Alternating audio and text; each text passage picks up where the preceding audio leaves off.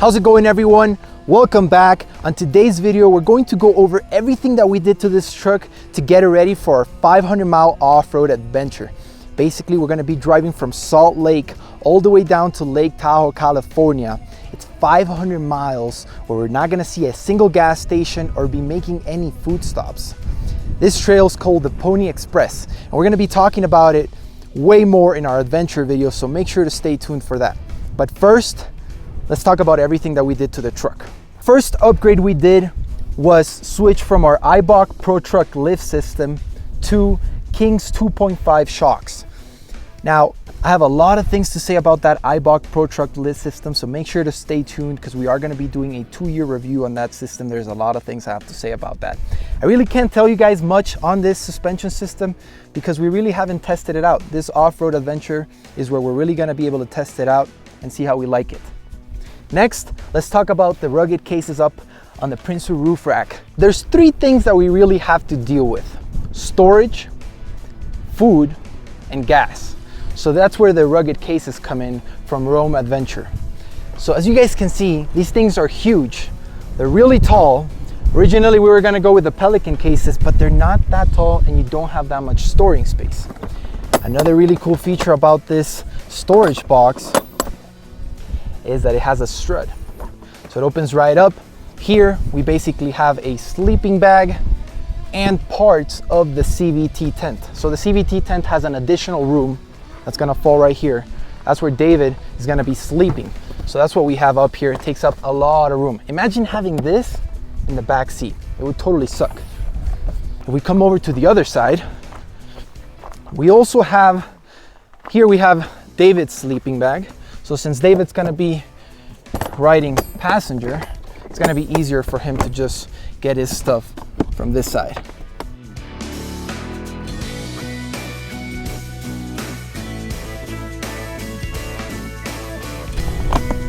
Since we were talking about storage, I wanna show you another storage system that we also have.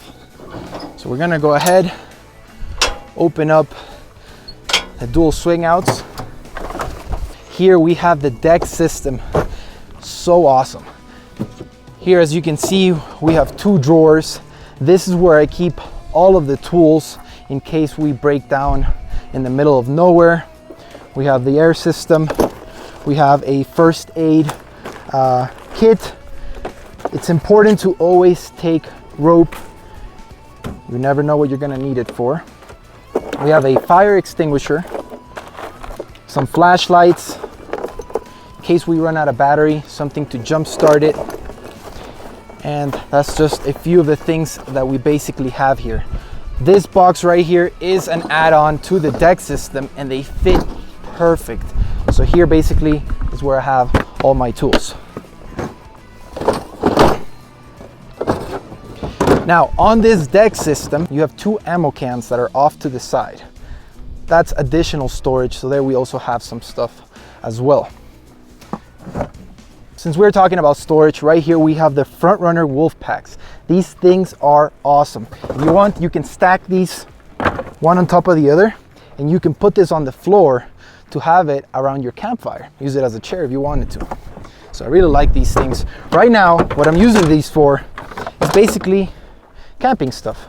So here we have what we're gonna be using to make our coffee in the morning. Coffee, of course. There's gonna be a lot of cleaning that we're gonna have to do. So we're taking soap, something to clean all the dishes with. You guys know the essentials that you need for when you're going camping. Here we have some plates. Since it's just gonna be David and I, we have these 2 plates, and this is my favorite thing of all. Check this out. So this is the Front Runner utensil set. Basically comes with everything that you need. So this little bag right here, all you gotta do is make sure that it's in your camping bag and you're good to go. Then we have some pans and mosquito repellent. You have to make sure you have that, especially for David. He gets eaten by mosquitoes.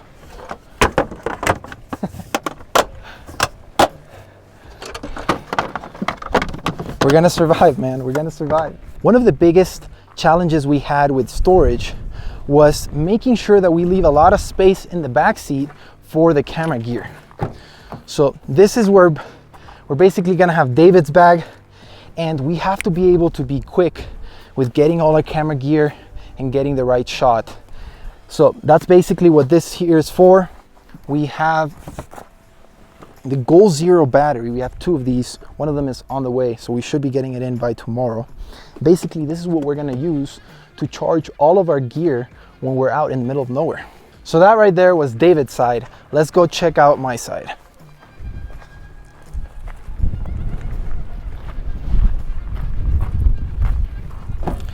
So at the same time, we need to be able to have a room.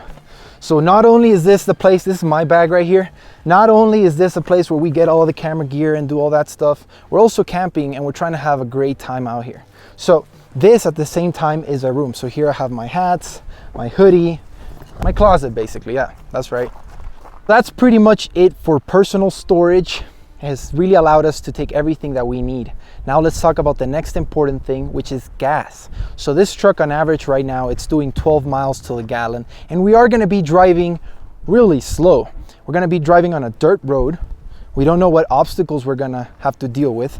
So 12 miles, I think it's 12 miles to the gallon might be a little bit conservative. I'd rather be conservative than not. So I did the math, and for this 500-mile trip, we're basically gonna need in total around 40 gallons of gas. So in order to make that happen, we added 2 jerry cans to the CBI high clearance rear bumper. So basically each one of these is 5 gallons. We have 2, that is 10 gallons right there. On the other side, we mounted 2 rotor packs.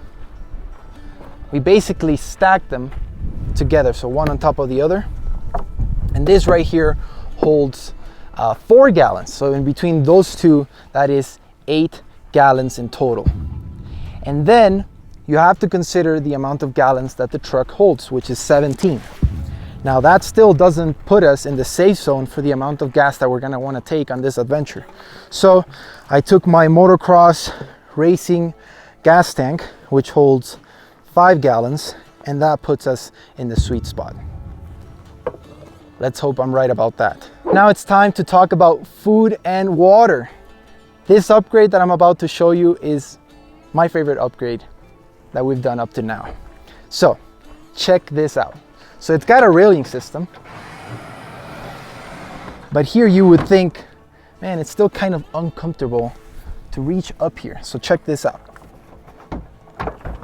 This thing comes right down, and now you have access to whatever you want. So right now we have water. We haven't really gone food shopping. We're gonna be doing that tomorrow. What we do have, also I do have this steak, which I cannot wait to eat. But one of the best things is now I get to take my ice cream everywhere I go. How awesome is that? So for food, we're basically gonna have to sit down tonight. We're really gonna prep. We're gonna make sure that we have basically 5 days of breakfast, 5 days of lunch, and 5 days of dinner. And that all needs to be able to fit here. So the first compartment is basically the normal fridge, and then this is the freezer. And with the app on the phone, you can actually choose the temperature of either one of them. Really, really cool. You can also see it here in this little screen that it has. It's so awesome. But like I said, this right here is my favorite upgrade. Now it's time to talk about water.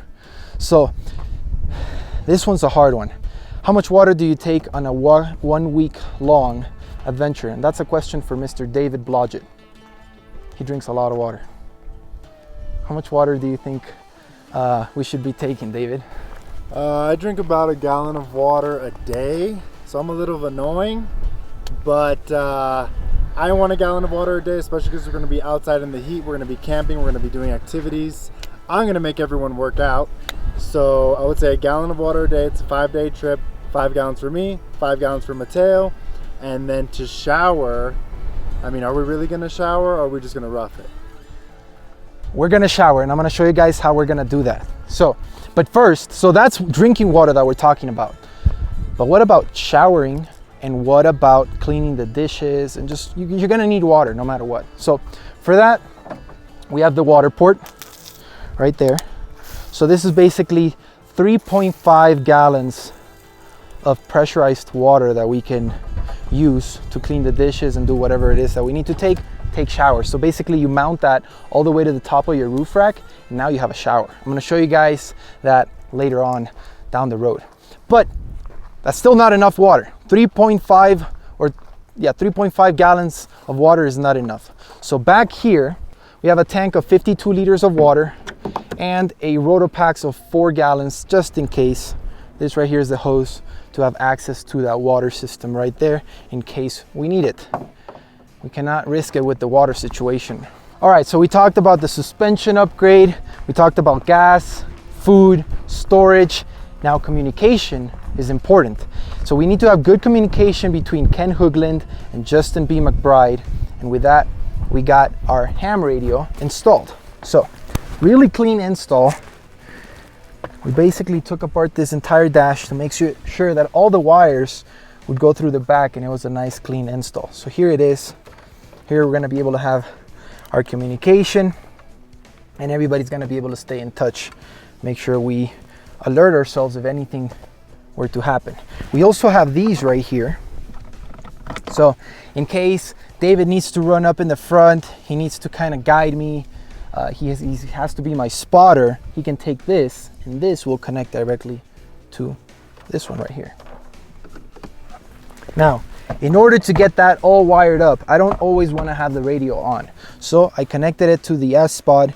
Here you can see I have the switch for the radio. And talking about the S-Pod, we also installed an ARB twin air compressor, and that's what it is right here. We took advantage that we installed that to connect it directly to the air locker that we already had installed when we did the re-gear last year. So if you guys are ever thinking of re-gearing your truck, the opportunity to add a front locker is always there. Do it right away, because labor cost, you'll be saving a lot on labor cost. So let me open up the hood so you guys can see that. So what you guys are gonna experience right now is the quick lift system. Check this out. Opens right up. I'll make sure to put a link down below in case you guys are interested in that. That's a really sweet product. So here is the ARB twin air compressor directly connected to the front locker. And then if we need to air up, it's as easy as just grabbing the hose. All you do is plug it right in. And the thing activates, so you can literally air up every single tire by using this right here. Pretty cool. That's loud. That is loud. That was a lot of compressed air coming out. Pretty cool, right? All right, so that's about it for the engine bay. Now we're gonna talk about these headlights right here. So these are not out in the market yet. We're actually gonna be testing them out, making sure that they are sealed properly, that the light output is nice. Just make sure how they perform off-roading. Make sure that they're nice and solid. And I basically showed you guys all the essentials that are gonna make this trip awesome. But one that I told you that I was gonna show you was how we're gonna shower. Not the toilet. The toilet is pretty simple. I mean, the toilet, you just gotta dig a hole, you have to squat, and you gotta do what you gotta do. So there's a few gadgets that I really wanna show you guys. I love them. So this right here is what we're gonna use to wash the plates, wash everything that gets all messy, the pans and all that stuff. What you do to conserve water is you fill this up with water, throw some soap, now you're able to basically recycle that water, and it just compresses itself really nicely. Next, this right here is basically our shower room. So this is actually, check this out. We'll put it right there. Here you have the door. Water port's gonna be up top. And then here you have space for the hose to come in and for you to shower with total privacy. Let me know what you guys think of that shower system. Or would you just go 5 days with no showering? This next thing, I'm not gonna fully set it up. You guys are gonna be able to see it on the adventure video. But basically these are the legs, and let me show you the top. This is from CVT. This is really cool for camping, for light basically. So it's solar, it's got a solar panel, and this right here basically goes up like that. Those legs hold it down. But what I want to show you guys is, so you have the main button, turns on these main ones. It's so bright. But then you have these little individual ones that just come out. And the best thing about them is that they are magnetic. So if you need light anywhere, they turn on. You simply go up, put them anywhere, and you now have light. Just when you thought that this thing was cool, it also comes with a Bluetooth speaker. How sweet is that? All right guys, so basically I've shown you everything that we did to this truck to get it ready for this 500-mile off-road adventure.